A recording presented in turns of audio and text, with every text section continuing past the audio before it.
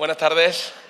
Muchísimas gracias a todos por vuestra presencia aquí. Primero, por venir un año más a llenar la carpa de conferencias y a disfrutar de las presentaciones que tenemos con los autores, a disfrutar de nuestra Feria del Libro, que al final es un gran evento cultural que tenemos en Badajoz y que tenemos cada primavera. Y pese a la lluvia que hemos tenido hoy, 4 gotitas que nos han caído, pero a esa lluvia, bueno, pues ahí hemos visto que todo el día ha estado la feria abarrotada y esta carpa abarrotada. Tengo aquí a mi derecha, y lo voy a presentar ya para que no nos dilatemos mucho en el tiempo, a alguien que seguro que para todos los que estáis aquí no necesita presentación, pero le voy a introducir y vamos a charlar de su libro. Bueno, Rafael Tarrada Fultó, que como digo, no necesita presentaciones y todos lo conoceréis.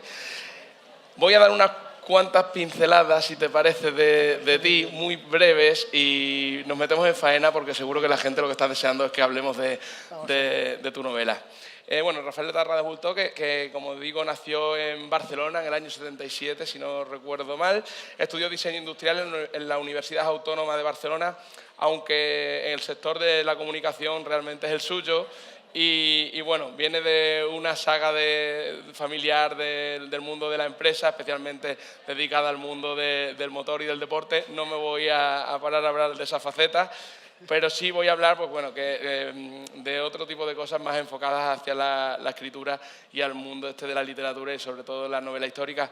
Sé que para escribir hemos escuchado en alguna ocasión que te refugias en una apartada cabaña en el Valle del Tiétar, en Ávila, y ha dicho en alguna ocasión que escribe más por las tardes y que como es muy noctámbulo, pues muchas veces se alarga hasta la madrugada y que le encanta abrirse una botella de vino y escribir sin estresarse. Efectivamente. Bueno, también nos ha dicho que necesita tener una buena luz, un sitio cómodo, el móvil en silencio y un iPad con conexión porque está constantemente ampliando la información de lo que lee en búsquedas con internet y tal, siempre documentándose. Ajá. Es un apasionado de la historia, como todos sabrán, y le encanta leer libros de novela histórica. Y dedica su tiempo pues, a contestar a sus seguidores por redes sociales y lo considera una forma también de estar cerca de ellos. Sí. Le da mucha importancia a su círculo social y a sus amigos, rompiendo a veces con los estereotipos de un escritor que es una persona solitaria y refugiada en el mundo de la lectura al final, y de la escritura. Al final es una persona muy social y muy abierta, sobre todo a quienes lo leen. Y bueno, su primer libro sabemos que es una anécdota que a lo mejor muchos sabéis, y si no yo la cuento. Lo escribió para regalárselo a su familia en Navidad y les gustó tanto que lo autopublicó, lo colgó en internet y a la semana tenía 500 descargas, cosa que le sorprendió mucho. Y ya no necesita más presentaciones. Rafa, encantado. Yo creo que además, como veo algunas caras conocidas, probablemente esto ya hay algunas cosas que ya las sepan de sobra. Pero bueno, primero de todo, muchísimas gracias por invitarme otra vez a Badajoz, a la Feria de Badajoz, que siempre me tratáis fenomenal. Yo Badajoz lo he conocido a través de esta feria y me encanta venir en esta época tan bonita que justo que parece ya que el invierno se acabe, que empieza todo a estar verde y todo el mundo en la calle. Y el año pasado no pude venir porque no cuadró, porque mi libro salió en septiembre. Y dije, y noté que ahí faltaba una cosa, así que este año cuando esto te lo mandan de la editorial, te dicen, oye, dicen los de Badajoz si te apetece ir a su feria. Y digo, vamos, que si me apetece, dirés inmediatamente que sí. No, pero no has mirado agenda. Yo, no, me voy seguro a Badajoz, me lo paso fenomenal ahí, como fenomenal, y me cuidan mucho. O sea que estoy encantado de estar aquí otra vez con todos. No sé si muchos habéis leído el nuevo libro, si podemos hacer spoiler o no mucho. Pero bueno, vamos a hacer una cosa así un poco balanceada. Un poco equilibrio y así intentamos que no se lo reventemos a quien se le falte por eso.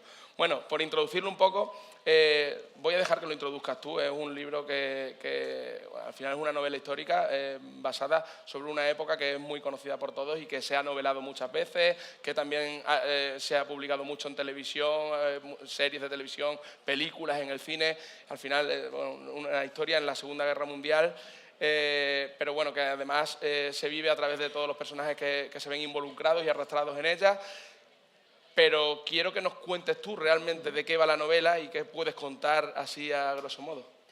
Mira, a ver, todas las novelas tienen un punto de partida, ¿no? Una idea inicial de la que sale la chispa que luego te enrollas y escribes pues 600 y pico páginas. En este caso una de las patas fue la fascinación que tenía la aristocracia inglesa por el nazismo, ¿no? Al principio de todo. Al principio de todo y justo antes de la Segunda Guerra Mundial todavía, ¿no? Pensar que el cumpleaños de Hitler, del año 39, va el duque de Westminster y van todos los grandes duques ingleses, van a celebrarlo, ¿no? O sea, había una corriente entre los ingleses, en la aristocracia sobre todo, que el nazismo se oponía al comunismo y por lo tanto a muchos aristócratas les encantaba el nazismo, ¿no? Y entonces se fueron allí. Y hubo varios casos. Y uno de los casos más relevantes o más sonados fue el caso de Unity Mitford. Unity Mitford era una de las hermanas Mitford. Las Mitford eran 7 hermanos, 6 hermanas y un hermano, que fueron muy famosas en su época, ¿no? Eran hijas de un aristócrata menor, pero eran muy sociales y entonces todas tuvieron unas vidas como muy relevantes. Una se casó con el duque de Devonshire, una se casó, bueno, se hizo amante del líder del partido fascista inglés, otra se hizo ferviente comunista, imaginaros las cenas de Navidad, y otra se enamora perdidamente del nazismo y se va a Múnich a ver qué pasa con el nazismo. Y empieza a perseguir a los jerarcas nazis por Múnich y por Alemania. Tanto es así que acaba haciéndose amiga de Hitler. Hitler le pone coche, le pone un piso y se le empieza a conocer como la novia de Hitler, ¿no? Ella en ningún momento piensa que vaya a haber guerra, aunque ya había mucha gente que empezaba a decir, oye, va a haber guerra seguro. Ella ni en broma, no va a haber guerra porque nosotros somos un poco alemanes, la familia real inglesa es una familia alemana, Hitler está cuidando a toda la aristocracia con la que estamos emparentados nosotros, Alemania es un país amigo de Inglaterra, nunca nos vamos a enfrentar. El caso es que cuando Inglaterra declara la guerra a Alemania, ella se pega un tiro en un parque de Múnich y no se mata. Y la traen de vuelta a Inglaterra, que es una de las últimas operaciones conjuntas de los dos países, ¿no? Esta chica tiene que volver a Inglaterra. Y entonces de esta historia real nace la ficción en la que está basada este libro, ¿no? Antes la aristocracia nunca viajaba sola, ¿no? Nunca había una chica que se iba a Múnich sola. Se viajaba pues seguro con una doncella, seguro con una ayuda, ¿no? Viajaba con 3 o 4 personas seguro. Entonces yo digo, imagínate que antes de la Segunda Guerra Mundial una doncella de esta chica se queda embarazada de un alto mando nazi, ¿no? Y qué problema en el momento en el que empieza la Segunda Guerra Mundial, en el que esta chica tiene un hijo con un jerarca que considera que su hijo es un príncipe del Tercer Reich y ella quiere que estar lo más alejada posible del padre, ¿no? Entonces ahí empieza una de las tramas, ¿no? Que es la lucha de David contra Goliat, la lucha de una madre contra una organización poderosísima, la más poderosa de su época, y cómo va a conseguir contrarrestar esto, ¿no? Y por otro lado, la otra gran pata de la novela, todas mis novelas la tienen, esta pata es la pata española, ¿no? Siempre pensamos que nosotros, por no haber estado involucrados directamente en la guerra, no declaramos la guerra a Alemania, parece que nosotros no estuvimos involucrados y la realidad es que España, por donde está situado, estuvo muy involucrada en la Segunda Guerra Mundial. Pensad que espías nazis reconocidos durante la Segunda Guerra Mundial se reconocieron 2000. Después de la Segunda Guerra Mundial se supo que eran más de 28.000 informadores alemanes en España. Era el país donde había más espías fuera de Alemania, era España. Había delegaciones de las SS y de la Gestapo en todas las capitales de provincia. Entonces, es muy potente, ¿no? Entonces, pensar que nosotros no pasaba nada durante la Segunda Guerra Mundial en España, ¿no? En España pasaron muchísimas cosas y hubo operaciones realmente importantes que surgieron en España. De hecho, en la novela nos encontramos con personajes que eran personas normales, que, bueno, está el personaje de Daisy, el de Félix, que eran personas normales que tenían pues sus familias, sus situaciones, sus condiciones sociales, y se ven arrastrados por la guerra e incorporados a ese mundo de espionaje, y al final realmente podríamos decir que la novela es una novela de espionaje. Sí, es una novela yo creo, de valores, ¿no? El valor de una madre, el valor de la maternidad, ¿no? De cómo es una fuerza tan poderosa, ¿no? De cómo una madre por sus hijos o un padre se enfrenta a todo, ¿no? Y por otro lado, los valores de la gente que cree que puede ayudar y ayuda, ¿no? Que esto es una cosa que yo creo que está muy en el carácter español, ¿no? Muchas veces nos involucramos en cosas sin saber del todo en el lío en el que nos estamos metiendo por ayudar a los demás, ¿no? Y entonces, en las historias de espías muchas veces nacen de cosas muy pequeñitas, ¿no? De que de repente, pues tú trabajas en un hotel al que van nazis y llega el de la embajada inglesa y te dice, oye, ¿me puedes ir pasando las listas de la gente que viene? Y tú empiezas por ahí. Y al otro día te dicen, oye, ¿y ves de qué humor estaban? ¿Estaban contentos o estaban enfadados? Ah, no, pues estaban contentos. Y con eso te van metiendo, y al final empiezas con operaciones muy pequeñitas y acabas con operaciones muy grandes, ¿no? Una de las operaciones más grandes que hubo en la Segunda Guerra Mundial fue la operación para despistar a los nazis sobre dónde iba a ser el desembarco, ¿no? El desembarco en el continente. Entonces, desde el principio, los nazis pensaron que iba a ser en Calais, porque es la zona que está más cerca de Inglaterra. Decían, por lógica, cruzarán aquí, ¿no? Y entonces los aliados dicen, tenemos que conseguir que los nazis crean esto, ¿no? Crean que vamos a desembarcar en Calais. Y para ello empiezan a contar con un espía español. Y es un señor que cuando empieza la Segunda Guerra Mundial, sin ser espía ni ser nada, llama a la puerta de la embajada inglesa en Madrid y dice, yo quiero ser espía. Dicen, ¿cómo que quiere ser espía? ¿Pero usted es espía? No, yo quiero ser espía, yo soy muy listo y yo les puedo ayudar. Dije, mira, los ingleses dijeron, mira, señores, es usted un fantasma, váyase de aquí, es suficiente lío tenemos como para que a usted le apetezca jugar a espías. Y él se da la vuelta, pero se va directo a la embajada alemana, que está al lado de la embajada inglesa, en ese momento y ahora también. Y llama a la puerta y les dice a los nazis, oye, yo quiero ser espía. Y los nazis le dicen, sí, venga, adelante, vamos a empezar con pequeñas cosas y vamos a ver si sabes. Y entonces él se inventa que tiene una red de 20 agentes en Londres, que tiene otros 10 agentes en Lisboa, y la realidad es que nunca había estado en Londres en toda su vida, que no fue a Lisboa durante toda la guerra y que todo era una invención. Pero una invención que él era un buen mentiroso. Y entonces cuando ya los alemanes se lo creen mucho, vuelve a la embajada inglesa y dice, oye, que sepáis que me dijisteis que no queríais contar con mis servicios, pero los alemanes están contando con mis servicios y tengo mucha información y os quiero ayudar a vosotros. Y entonces empieza a ayudar a los ingleses. Y este señor convence tanto a los alemanes de que el desembarco de Normandía no va a ser en Normandía, que va a ser en Calais, que cuando empieza el desembarco a Hitler no le despiertan. Empieza a las 12 de la noche y nadie despierta a Hitler porque están convencidos de que no es. Al cabo de una semana que Hitler todavía no ha movido sus tropas de Calais, le dicen a este tío, oye, ¿qué está pasando? Dice, no os preocupéis, sigue estando planificado en Calais el desembarco. El de Normandía es otro, más pequeñito, pero tal. Y cuando al cabo de 10 días ya están todas las tropas seriadas metiéndose en el continente y Hitler no ha movido las tropas, imaginaros qué importante, ¿eh? O sea, si las hubiese movido, probablemente estaríamos muchos hablando alemán, ¿sabes? O sea, hubiese ganado la guerra.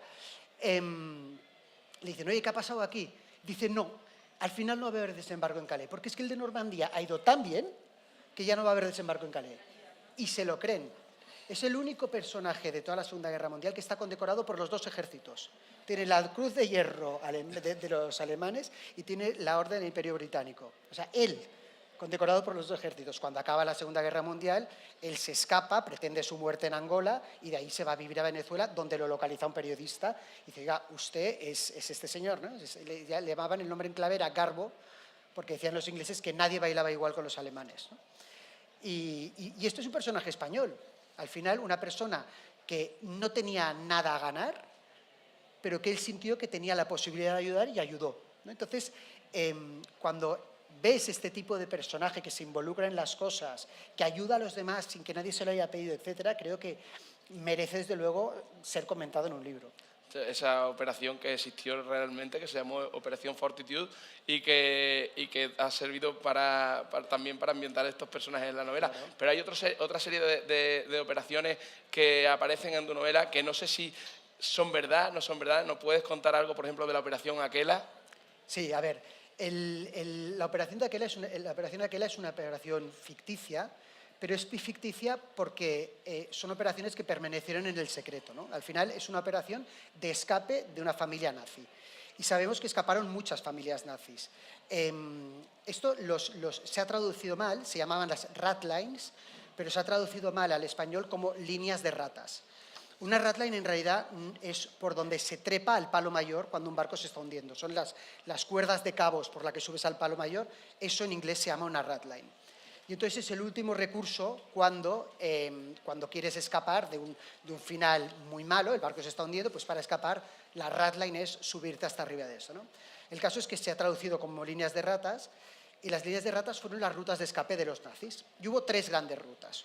Una por Escandinavia, Suecia era un país neutral, entonces se iban a Suecia y desde ahí, por los miles de sitios secretos de Suecia, se iban a Sudamérica.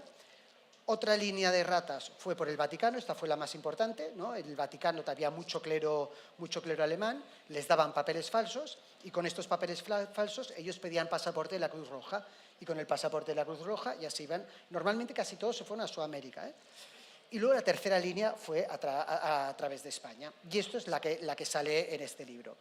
Y son rutas en las que describo en el libro por sitios que se supo que pasaron nazis, ¿no?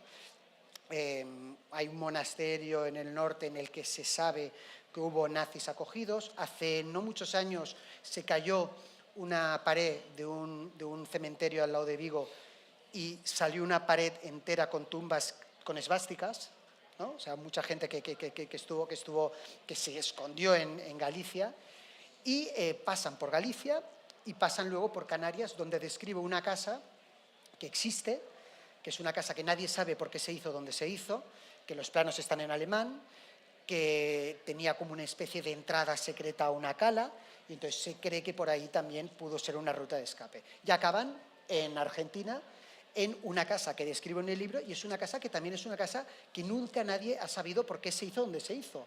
En una cala de un lago que solo es accesible por agua, con torretas de vigilancia alrededor, nuevamente con los planos de la casa están en alemán. Los argentinos, hay gente argentina que está muriendo ahora ya, pero que dice que sirvió a jerarcas nazis de primer nivel. Y cuando hablo de primer nivel hablo de Hitler, por ejemplo, ¿no? Gente que ha dicho que ha estado trabajando en su casa. Entonces, todo esto da un entorno de misterio para que esta operación fuera una operación que pudiese pasar. Y respecto a la muerte de Hitler, por ejemplo, es una cosa que todavía hay mucha gente, hay muchas teorías respecto a eso, ¿no? Se sabe que Stalin, cuando llegan al búnker, le dice a los aliados que Hitler se ha escapado. Y Hitler se ha escapado, no lo hemos cogido. La realidad es que encuentra 2 cadáveres debajo del cadáver de un perro, entonces dice, creo que van a ser estos, los entierran primero en un sitio y luego, al cabo de unos años, se llevan los restos que habían enterrado en ese sitio, se los llevan a Moscú. Y entonces en la KGB, están en la KGB guardados, un cráneo y una mandíbula, y dicen que son de Hitler. En el 2000, una cosa así, un grupo de franceses consiguió la autorización para analizar este cráneo y esta mandíbula. Y cuando analizan el cráneo, ven que es un cráneo de mujer, con lo cual no puede ser de Hitler, ¿no? Y la mandíbula, hasta mucho tiempo después, tampoco estaba claro. Entonces, hay toda una serie de teorías alrededor de los jerarcas nazis, que muchísimos escaparon, y Hitler, hasta muchísimo después, no se le da por muerto. A ver, si os metéis, veis noticias en el periódico Muerte de Hitler, os saldrá un periódico argentino que publicó que Hitler había muerto en los años 70. Entonces, claro, son todas historias que dices, una operación real, la operación aquella. Lo que es seguro es que hubo muchas operaciones de escape de nazis. ¿Hasta dónde llegó esto y si esta operación exactamente así fue real? Nunca lo sabremos. O parecida. O parecida probablemente. Estabas hablando antes de las casas nazis, por hilarlo un poquito, hay una casa o una mansión que coge mucho protagonismo en tu novela, prácticamente como si fuese un personaje más de la misma, sí, que es Glenmore Hall. Sí. Y bueno, que al final no ocurrió solo ahí, sino que ocurrió en muchas mansiones que fueron reconvertidas en centros de acogida para niños, sí, y demás. A ver si nos puedes contar un poquito de eso. Cuando va a empezar la Segunda Guerra Mundial hay dos vertientes en los ingleses, ¿no? Hay un lado que cree a pies juntillas que no va a haber guerra y luego hay un lado muy grande del gobierno que se está preparando para la guerra, ¿no? Churchill está preparando la guerra. Y una de las preparaciones para la guerra fue muchos años antes se hizo un listado de todas las propiedades susceptibles de acoger a instituciones gubernamentales, colegios, etcétera, ¿no? Y entonces se hizo una lista que nadie sabía si estaba en esa lista Y cuando empezó la Segunda Guerra Mundial, de repente hubo un día que apareció un duque, levantó, descorrió las cortinas y estaban talándole su jardín porque iban a hacer una pista de aterrizaje. Al día siguiente llegaban unos autobuses con los soldados de no sé qué, ¿no? Y entonces, con el acto de guerra, se podían incautar estas casas para el esfuerzo de guerra. Y entonces Glenmore participa en una operación que se llama la Operación Flautista Amelín. Y es una operación por la que se evacúan a 2 millones de niños en un mes de las principales ciudades, porque desde el principio saben que les van a bombardear día y noche. Londres, durante un año y pico, se bombardeó cada noche, ¿no? Entonces, lo que dice que nosotros no sabemos lo que va a pasar, pero los niños todos al campo. Y entonces los aristócratas más influyentes ofrecieron rápidamente sus casas, sabiendo que estaban en esta lista, a colegios, porque decían, si viene un colegio de niñas, nuestra casa está salvada. Si viene un colegio de niños pequeños, nuestra casa está salvada. Si viene el regimiento de soldados de 18 años, nerviosos porque están a punto de saltar sobre el continente, nuestra casa está perdida, ¿no? Y entonces lo que hace una de las protagonistas de la novela es irse a Londres rápidamente para negociar que su casa sea para un colegio. Y entonces llegan todos estos niños a su casa. Y esta operación, la Operación Flautista Amelín, desde el punto de vista español, es muy diferente que desde el punto de vista inglés. Para los españoles nos cuesta mucho separarnos de nuestras familias, ¿no? Y nuestras familias normalmente son grandes y tenemos mucho contacto con todo el mundo y nuestros hijos están muy pegados a nosotros y al internado van un año si van. Para los ingleses no es así. Los ingleses desde muy pequeños, los niños ingleses están acostumbrados a irse internados. Y entonces pensad que estos niños, que las fotos que nos llegan a nosotros son los niños en el tren, que van todos con la mochila, con la máscara de gas, etcétera, con la etiquetita donde pone su nombre, el número y a dónde van, y salen llorando. Pero claro, muchos de estos niños vivían en el East End, nunca habían visto una vaca, no habían paseado por un jardín, y de repente se van a Glenmore, ¿no? Y Glenmore es una casa en una finca que no se acaba, con caballos, con lagos, con un jardín impresionante, con una situación, incluso en periodo de guerra, totalmente diferente a la de sus casas, y van a estar ahí 6 años. Claro, 6 años cuando eres un niño pequeño son muchos años. Pensad que estas casas, cuando acabó la guerra, muchos niños las sentían como su casa. Entonces, cuando empezaron muchas de estas casas a tambalearse, porque costaba muchísimo mantener, porque el tiempo había cambiado totalmente, porque el servicio ya no existía de la manera que existía antes de la Segunda Guerra Mundial, muchos de estos grupos de niños empezaron a mantener estas casas. Oye, se ha caído el techo de Dirham. Oye, hay que ir a Dirham porque la duquesa está que no tiene dinero para la calefacción este año. Y entonces todos estos que se habían hecho la casa suya empezaron a ayudar. Entonces es una historia de éxito total esta operación, porque por un lado salvaron a los niños y por otro lado los niños, muchos estuvieron muy contentos de estar donde estaban. Luego, claro, si te tocaba con tu hermano en una granja mucho más pequeña, con un señor que no te hacía ni caso y estaba un poco enfadado que estuvieras ahí y tener que compartir la leche contigo, pues era diferente. Pero el caso que explico yo en la novela es muy, muy significativo porque hay reportajes de estos niños hablando de cómo lo pasaron, ¿no?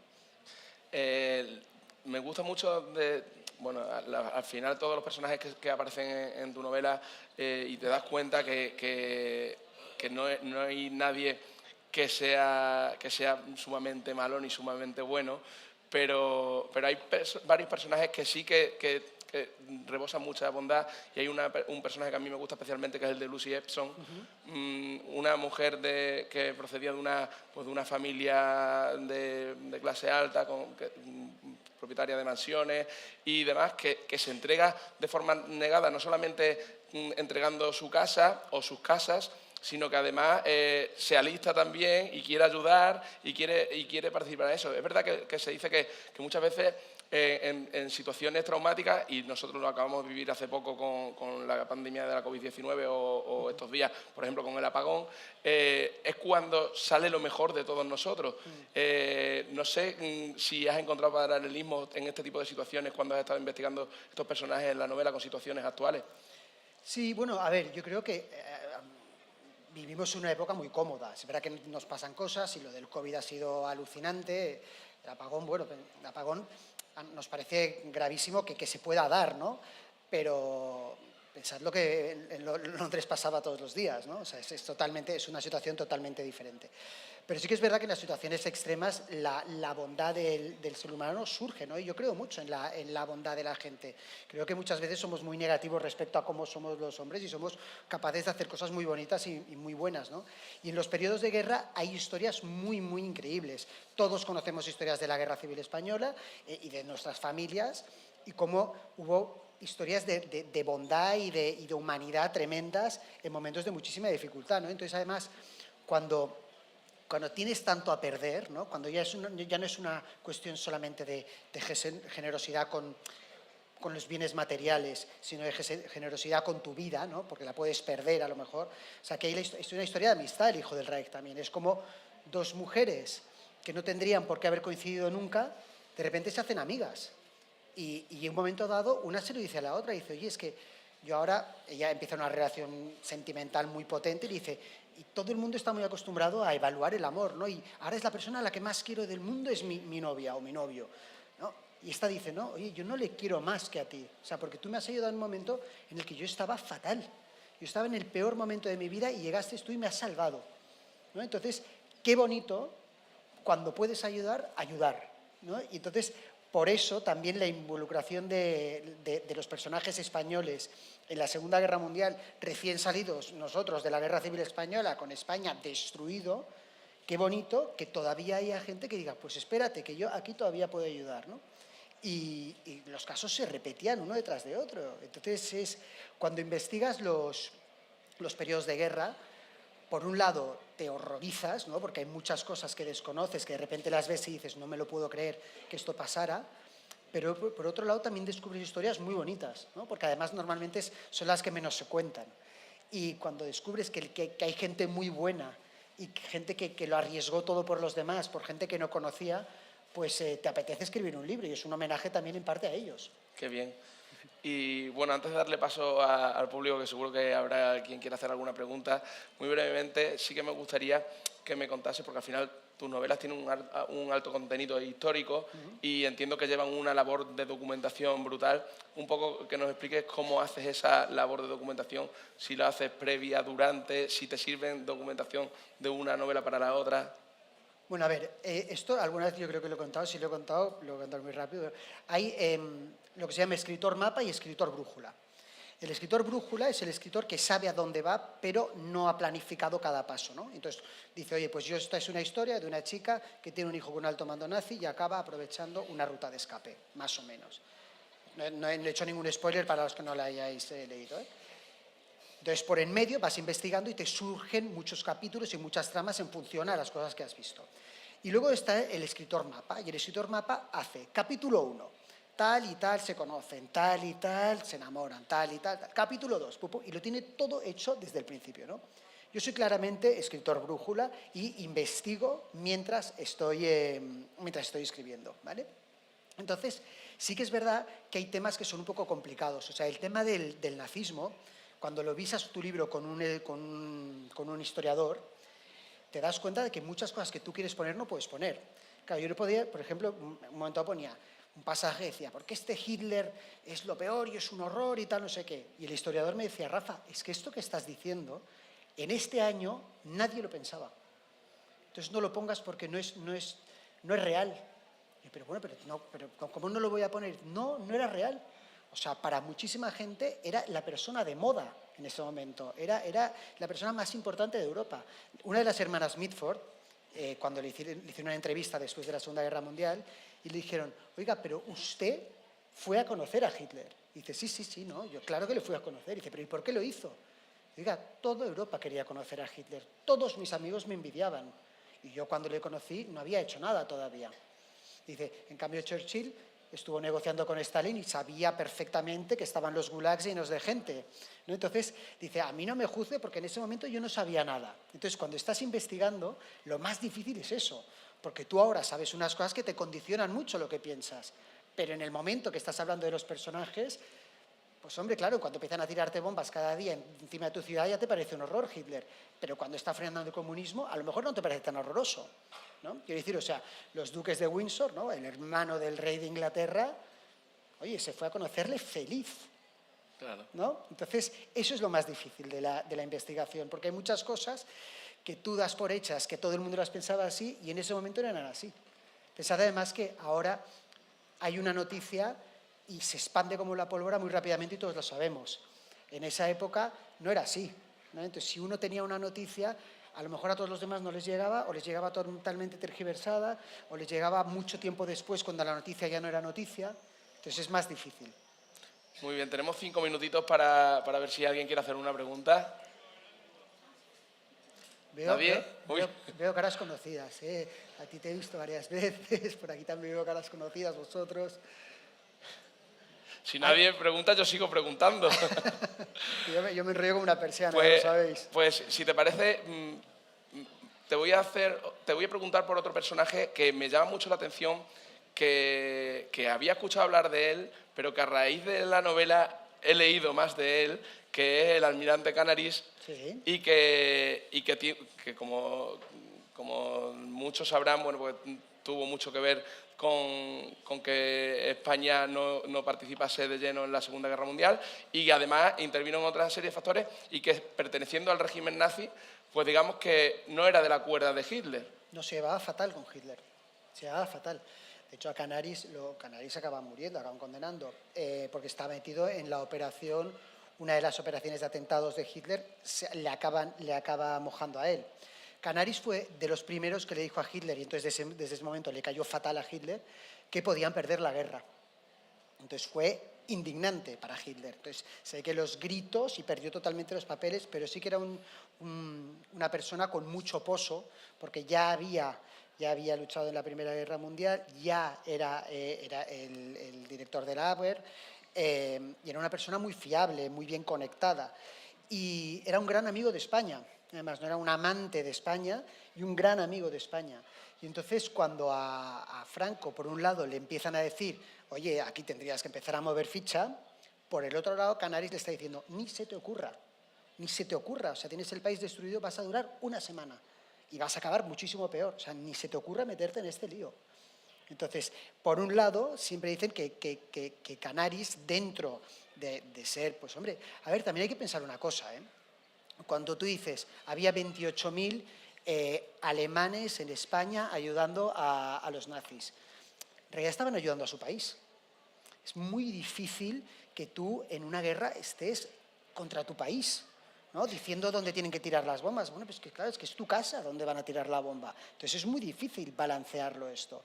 Y claro, y para Canarias es exactamente igual. Por un lado decía, yo quiero que ganemos la guerra, pero por el otro lado no le gustaba nada Hitler, ¿no? Y le gustaba mucho España.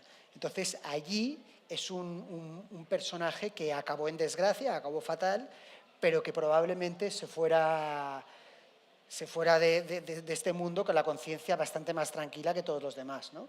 Y actualmente el apellido Canaris en Alemania es un apellido mucho menos denostado que todos los grandes jefes, que todos se cambiaron el apellido, nunca más se vuelve a saber de ellos, etcétera, la mayoría. Totalmente. En la Segunda Guerra Mundial aparecieron determinados inventos o determinadas revoluciones que fueron al mundo, por ejemplo el sonar con el tema de los submarinos y demás. Hay una cosa que además tocas muy bien en tu novela, que es el tema de las comunicaciones y la criptografía y demás. Eso era lo más... El tema de la historia de las encriptaciones durante la Segunda Guerra Mundial es muy potente porque en un momento dado los aliados han capturado, en un submarino capturan una máquina Enigma, que era la máquina con la que escribías y se encriptaban las cosas. Y lo capturan, pero tienen que hacer ver que no lo han capturado. Entonces, ellos, por ejemplo, sabían que el submarino tal iba a torpedear un crucero, pero sacrificaron a todos los que iban en el crucero, porque si decían que se habían enterado, los alemanes iban a sospechar que ellos tenían la máquina Enigma. Entonces tenían que cribar, imaginaros qué difícil y moralmente qué duro, iban cribando las operaciones, iban diciendo, esta es muy importante, esta la paramos, esta no es tan importante, esta no la podemos parar porque estos tíos si no van a caer que nosotros tenemos su máquina de encriptado. muy duro y muy potente. Eran unas máquinas de rodillos que se empezaron a desarrollar en Polonia y los alemanes la desarrollaron ya con muchísima más perfección. La guerra sirvió también como motor de investigación y tecnológico muy importante. Cuando acaba, a muchos científicos alemanes se los llevan a Alemania, ¿no? Que es una... Pero luego, por ejemplo, tenían los cohetes, los tiraban y no sabían muy bien dónde iban a caer, ¿no? Los disparaban y decían más o menos, decían esto tendría que caer en algún sitio de Londres, y a lo mejor caía en una ciudad muy alejada de Londres. Pero sí, claro, la guerra supuso un avance tecnológico muy importante. Imaginaros que tiene la bomba atómica antes Hitler que los aliados, que hubiese pasado, ¿no? Pues nuevamente, todos hablando alemán. Pues no hay tiempo para más, simplemente agradecerte que estés con nosotros nuevamente. Por supuesto, estaremos deseando que vuelvas a tener una nueva novela para volver a tenerte aquí. Y bueno, pues pido a todos un fuerte aplauso porque realmente merece mucho la pena. Gracias. No, muchas gracias por invitarme.